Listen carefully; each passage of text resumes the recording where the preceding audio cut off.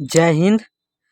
परीक्षा ने हौसलों से कहा तेरी बस की बात नहीं, परीक्षा ने हौसलों से कहा तेरी बस की बात नहीं, तो हौसलों ने परीक्षा की आंखों में आंखें डालकर बोली, चल झूठी तेरी इतनी औकात नहीं, तेरी इतनी औकात नहीं कि मेरे हौसलों को तू रोक सके। तो स्वागत है आप सभी का आपके अपने यूट्यूब चैनल अपना क्लासेस में।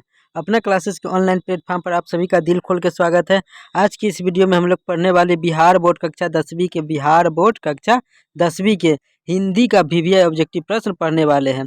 हिंदी समझकर इसे अनदेखा नहीं कीजिएगा, क्योंकि अच्छे मार्क्स लाना है तो हिंदी को भी अच्छी तरीके से पढ़ना पड़ेगा। जो अच्छे विद्यार्थी होंगे उसे पता होगा कि हिंदी को अनदेखा नहीं किया जा सकता है। अगर अच्छे मार्क्स लाना है तो हिंदी का भी ऑब्जेक्टिव प्रश्न पढ़ना पड़ेगा। तो हम ज़्यादा बात न करेंगे और क्वेश्चन की तरफ सीधे आ रहे हैं। हम क्वेश्चन की तरफ बढ़ते हैं। अगर आप सभी को पास करना है तो हिंदी एक विषय है तो उसको भी तो पढ़ना पड़ेगा। तो जो आपका हिंदी का 100 नंबर का एग्जाम होता है ना, उसमें से 50 नंबर वस्तुनिष्ठ प्रश्न पूछे जाते हैं। तो अच्छे मार्क्स लाने के लिए तो ऑब्जेक्टिव प्रश्न को तो पढ़ना ही पड़ेगा। तो आज का आपका पहला प्रश्न हो जाएगा, अक्षर ज्ञान में किस मनोवैज्ञानिक का आधार लिया गया है? अक्षर ज्ञान में किस मनोवैज्ञानिक का आधार लिया गया है? तो आपका राइट आंसर हो जाएगा बाल मनोविज्ञान। ऑप्शन सी इसमें आपका राइट आंसर हो जाएगा, बाल मनोविज्ञान। बढ़ते हैं आगे की ओर।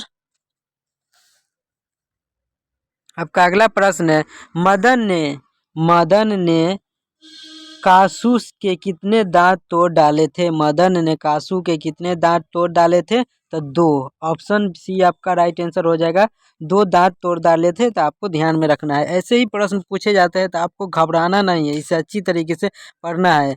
अगर आपको अगर इसे हिंदी समझ कर छोड़ दीजिएगा, क्योंकि कितने बच्चे जो होते हैं इसे हिंदी समझ कर छोड़ जाते हैं, अरे हिंदी में तो पास करिए ही जाइएगा, लेकिन अच्छे मार्क्स तो नहीं ना ला पाइएगा। तो अच्छे मार्क्स लाने के लिए तो इसे अच्छे तरीके से ना पढ़ना पड़ेगा। तो आपका अगला प्रश्न है, द घींची की हड्डी से क्या बना था? द घींची की हड्डी से क्या बना था? तो इंद्र का वज्र बना था, इंद्र का वज्र। ऑप्शन सी आपका राइट आंसर हो जाएगा, धकीजी की हड्डी से ध कीची की हड्डी से इंद्र का वज्र बना था। ऑप्शन सी इसमें आपका राइट आंसर हो जाएगा, द घींची।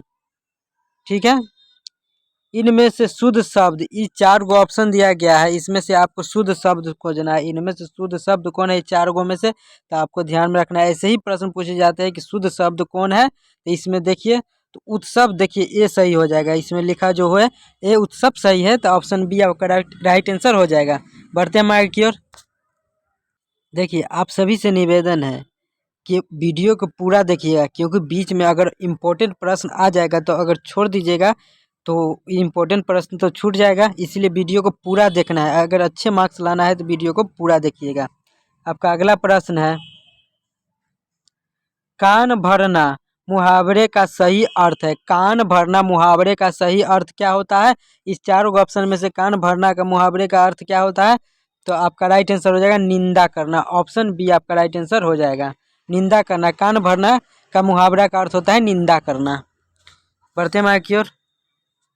अनामिका का जन्म कहाँ हुआ? अनामिका का जन्म कहाँ हुआ था?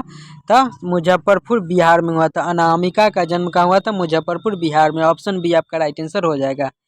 ई का उच्चारण स्थान क्या है? ई का उच्चारण किससे होता है? तो तालु से होता है। ऑप्शन बी आपका राइट आंसर हो जाएगा, ई का उच्चारण तालु से होता है, आपको ध्यान में रखना है। बढ़ते हैं की ओर। अगर हिंदी को सिंपल समझ कर छोड़ दीजिएगा तो आप अच्छे मार्क्स नहीं ला पाइएगा, इसे अच्छी तरीके से पढ़ लीजिएगा। गुण संधि का उदाहरण है, गुण संधि का उदाहरण है। ये 4 को ऑप्शन दिया गया है, इसमें से गुण संधि का उदाहरण क्या हो जाएगा? गुण का संधि का, तो आपका राइट आंसर हो जाएगा महाजोड़ ईश्वर। ऑप्शन बी आपका राइट आंसर हो जाएगा इसमें, ऑप्शन बी। सात कोरी होता का जन्म कब हुआ था? सात कोरी होता का जन्म कब हुआ था? तो 1929 में हुआ था। सात कोरी होता का जन्म 1929 में हुआ था। ऑप्शन ए आपका राइट आंसर इसमें हो जाएगा। सभी बातों को नोट करते हुए चलिएगा, जो लगेगा कि ये नोट करने वाला है तो उसे नोट कर लीजिएगा और इसे याद कर लीजिएगा। अंत में मैं कुछ इम्पोर्टेंट बात बताऊंगा, तो वीडियो को पूरा देखिएगा, जो कि परीक्षा के लिए बहुत बहुत इम्पोर्टेंट है और पूछेगा 100%। तो अंत तक जरूर देखिएगा, क्योंकि अंत में इम्पोर्टेंट प्रश्न बताने वाला हूँ। नगर कहानी में मुख्य पात्र कौन है? नगर कहानी में मुख्य पात्र कौन है? तो पंपाती है। पंपाती ऑप्शन बी आपका राइट आंसर हो जाएगा। नगर कहानी में जो पंपाती है वो मुख्य पात्र था, आपको ध्यान में रखना है। ढहते विश्वास किस भाषा से अनुदित है? ढहते विश्वास किस भाषा से अनुदित है? तो आपका राइट आंसर हो जाएगा उड़िया भाषा से। ऑप्शन सी आपका राइट आंसर हो जाएगा। ढहते विश्वास है जो कि उड़िया भाषा से अनुदित है, आपको ध्यान में रखना है। बढ़ते आगे की ओर। अमराई का कुआं कहाँ है? अमराई का कुआं कहाँ है? तो रास्ते में है। हिंदी में ऐसे ही प्रश्न पूछे जाएंगे, आपको घबराइएगा नहीं। अमराई का कुआं कहाँ है? तो रास्ते में है। ऑप्शन सी आपका राइट आंसर हो जाएगा। सात कोरी होता कथाकार है। सात कोरी होता कथाकार यानी किस भाषा के कथाकार है? तो आपका राइट आंसर हो जाएगा उड़िया भाषा के। ऑप्शन सी आपका राइट आंसर हो जाएगा। इसमें सात कोरी होता उड़िया भाषा के कथाकार हैं। बढ़ते हैं आगे की ओर। आध्यात्मिक शिक्षा से गांधी जी का क्या अभिप्राय है? आध्यात्मिक शिक्षा से गांधी जी का क्या अभिप्राय है? तो आपका राइट आंसर हो जाएगा हृदय की शिक्षा। ऑप्शन डी आपका राइट आंसर हो जाएगा। आध्यात्मिक शिक्षा से गांधी जी का क्या अभिप्राय है? तो हृदय की शिक्षा। ऑप्शन डी आपका राइट आंसर इसमें हो जाएगा। अभिनयों में 19 दिनों के प्रवास के दौरान लेखक ने कितने गद्य की रचना की? अभिनयों में 19 दिनों के प्रवास के दौरान लेखक ने कितने गद्य की रचना की थी? तो आपको ध्यान में रखना है 27 गद्य की रचना की थी। ऑप्शन ए आपका राइट आंसर इसमें हो जाएगा। सभी बातों को नोट करते हुए चलिएगा। धरती कब तक घूमेगी किस भाषा से अनुदित कहानी है? धरती कब तक घूमेगी किस भाषा से अनुदित कहानी है? तो आपको ध्यान में रखना है राजस्थान। ऑप्शन सी आपका राजस्थानी राइट आंसर हो जाएगा। धरती कब तक घूमेगी किस भाषा से अनुदित है? तो राजस्थानी। ऑप्शन सी आपका राइट आंसर इसमें हो जाएगा। पंपाती को कौन सा रोग था? पंपाती को कौन सा रोग था? था मेनिंजाइटिस का। ऑप्शन डी आपका राइट आंसर इसमें हो जाएगा। पंपाती को जो है कि उसको मेनिंजाइटिस रोग था, तो आपको ध्यान में रखना है। यही सब प्रश्न पूछता है। वीरेन डगवाल को किस कृति के लिए साहित्य अकादमी पुरस्कार मिला? वीरेन डगवाल को किस कृति के लिए साहित्य अकादमी पुरस्कार मिला था? तो आपका राइट आंसर हो जाएगा दुष्चक्र में सृष्टा। ऑप्शन बी आपका राइट आंसर हो जाएगा दुष्चक्र में सृष्टा। ऑप्शन बी इसमें आपका राइट आंसर हो जाएगा। दुष्चक्र की सृष्टा में ही वीरेंद्र डगवाल को साहित्य अकादमी का पुरस्कार मिला था, आपको ध्यान में रखना है। आदर्श समाज स्वतंत्रता समानता भातृत्व पर आधारित होगा, किसने कहा? आदर्श समाज स्वतंत्रता समानता भातृत्व पर आधारित होगा, किसने कहा था? तो आपको ध्यान में रखना है भीमराव अंबेडकर ने कहा था। आदर्श समाज स्वतंत्रता समानता भातृत्व पर आधारित होगा, किसने कहा था? तो भीमराव अंबेडकर ने कहा था। ऑप्शन बी आपका राइट आंसर इसमें हो जाएगा। बढ़ते हैं की ओर।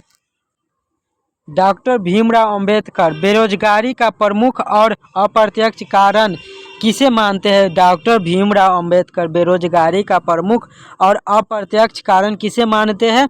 तो जाति प्रथा को। ऑप्शन सी इसमें आपका राइट आंसर हो जाएगा। जाति प्रथा को ही डॉक्टर भीमराव अंबेडकर है जो कि बेरोजगारी का प्रमुख अप्रत्यक्ष कारण मानता है। ऑप्शन सी आपका राइट आंसर हो जाएगा। बढ़ते हैं हमारे की ओर। अंबेडकर की दृष्टि से भाईचारे का वास्तविक रूप कैसा होता है? अंबेडकर की दृष्टि से भाईचारे का वास्तविक रूप कैसा होता है? तो आपका राइट आंसर हो जाएगा ऑप्शन बी दूध और पानी के मिश्रण की तरह होता है। ऑप्शन बी आपका राइट आंसर हो जाएगा। अंबेडकर की दृष्टि से भाईचारे का वास्तविक रूप होता है दूध और पानी के मिश्रण जैसा। तो आपको ध्यान में रखना है। मदन किसका पुत्र था? मदन जो था कि किसका पुत्र था? तो आपको ध्यान में रखना है गिरधर का पुत्र था। ऑप्शन बी आपका राइट आंसर हो जाएगा। मदन किसका पुत्र था? तो गिरधर का पुत्र था। 20 के दांत कैसी कहानी है? 20 के दांत कैसी कहानी है? तो आपको ध्यान में रखना है कि 20 के दांत है जो कि मनोवैज्ञानिक कहानी है। ऑप्शन डी आपका राइट आंसर हो जाएगा। 20 के दांत है जो कि मनोवैज्ञानिक कहानी है। और 20 के दांत के लेखक कौन है? तो नलिन बिलोचन शर्मा। नलिन बिलोचन शर्मा। क्योंकि देखिए पाठ और लेखक 100% पूछे जाएंगे, तो आप मैं कुछ पाठ और लेखक के नाम बता रहा हूँ, उसे नोट कर लीजिएगा क्योंकि ये बहुत 100% पूछे जाएंगे। तो पाठ और लेखक कुछ लिख लीजिए। 20 के दांत कैसी मतलब 20 के दांत एक कहानी के लेखक कौन है? तो आपको ध्यान में रखना है नलिन बिलोचन शर्मा। भारत से हम क्या सीखे, भारत से हम क्या सीखे एक भाषण है और इसको किसने लिखा है? तो मैक्स मुलर ने लिखा है। इसे नोट करते हुए चलिएगा। नाखून क्यों बढ़ते हैं, नाखून क्यों बढ़ते हैं? तो इसको इस पाठ के लेखक कौन है? नाखून क्यों बढ़ते हैं पाठ के लेखक कौन है? तो हजारी प्रसाद द्विवेदी है। जीत जीत मैं निखरता हूँ पाठ के लेखक कौन है? पंडित बिरजू महाराज हैं। नोट करते हुए चलिएगा। मछली, मछली क्या है? तो एक कहानी है और इसके लेखक कौन है? तो विनोद कुमार शुक्ल है। आपको ध्यान में रखना है। शिक्षा और संस्कृति पाठ के लेखक कौन है? तो महात्मा गांधी है। परंपरा का मूल्यांकन पाठ के लेखक कौन है? तो रामविलास शर्मा है। भारत माता कविता पाठ के लेखक कौन है? भारत माता कविता पाठ के लेखक कौन है? तो सुमित्रा नंदन पथ है, सुमित्रा नंदन पथ है। स्वदेशी कविता के लेखक कौन है? तो प्रेम घन है। देखिए वीडियो को रोक रोक कर इसे नोट कर लीजिएगा, ठीक है। एक वृक्ष की हत्या, एक वृक्ष की हत्या कविता के लेखक कौन है? तो कुंवर नारायण है। ये 100% पाठ और लेखक पूछेगा, तो इसे नोट करके याद कर लीजिएगा। हम बढ़ेंगे आगे की ओर। बहुत इंपॉर्टेंट था पाठ लेखक जो मैंने आपको बता दिया है, पिछली वीडियो में भी मैंने बताया था। प्रत्न मानव का अर्थ है, प्रत्न मानव का अर्थ क्या है? यही पूछा है। प्रत्न मानव का अर्थ है तो क्या होगा आपका? तो आपका राइट आंसर हो जाएगा प्राचीन मानव होता है। प्रत्न मानव का यानी प्राचीन, प्रत्न से प्राचीन और मानव हो जाएगा प्राचीन मानव, प्रत्न मानव से हो जाएगा प्राचीन मानव का, यही हो जाएगा ऑप्शन सी आपका राइट आंसर हो जाएगा। दोहा कोश किसकी रचना है? दोहा कोश किसकी रचना है? तो आपको ध्यान में रखना है दोहा कोश किसकी रचना है? तो आपका राइट आंसर हो जाएगा सरहपाद की, सरहपाद की रचना है। दोहा कोश किसकी रचना है? सरहपाद की। जो मैंने पाठ और लेखक बताया, देखिए यही क्वेश्चन आ गया ना, दोहा कोश की किसकी रचना है यानी किसके द्वारा लिखा गया है? तो सरहपाद के द्वारा ही रचना किया गया यानी लिखा गया है। तो ये 100% हिंदी में पाठ और लेखक पूछेगा, तो आपको नोट कर लीजिएगा। तो साथियों ये था हिंदी का बिहार बोर्ड कक्षा 10वीं का हिंदी का VVI ऑब्जेक्टिव क्वेश्चन था जो मैंने आपको करा दिया है। इससे आगे का जो क्वेश्चन बचा है मैं इसे अगले वीडियो में बनाऊंगा। इससे पहले हमने कई वीडियो अपलोड कर दिया है हिंदी का। हम रोज़ आपके लिए ऐसे ही वीडियो अपलोड करते रहते हैं जिससे आपकी तैयारी और भी ज़बरदस्त हो जाए। कभी सोशल साइंस का, कभी साइंस का, कभी हिंदी संस्कृत का, हर रोज़ वीडियो अपलोड करते रहते हैं। तो आपको अपना क्लासेस की यूट्यूब चैनल पर जाकर उन सभी वीडियो को देख लेना है क्योंकि परीक्षा की दृष्टि से सभी प्रश्न इंपॉर्टेंट है। और हम डिस्कशन का भी क्लास चला रहे हैं, डिस्कशन का भी क्लास चला रहे हैं कक्षा 10वीं का, जिसमें सभी प्रश्न पर एकदम ज़बरदस्त तरीके से डिस्कशन होता है। तो उसको भी जाकर देखिएगा क्योंकि कक्षा 10वीं का ही डिस्कशन का क्लास चला रहे हैं। तो मिलते हैं नेक्स्ट वीडियो में। अंत में आप सभी से निवेदन है कि अंत में एक छोटा सा प्यारा सा कमेंट कर दीजिएगा जिससे हमें पता चले कि वीडियो आपको कैसा लगा। तो एक छोटा सा प्यारा सा कमेंट कर दीजिएगा। और आप अगर चैनल पर नए हैं तो प्लीज़ हमारे चैनल को सब्सक्राइब कर दीजिएगा और वीडियो को लाइक कर दीजिएगा। मिलते हैं नेक्स्ट वीडियो में। जय हिंद।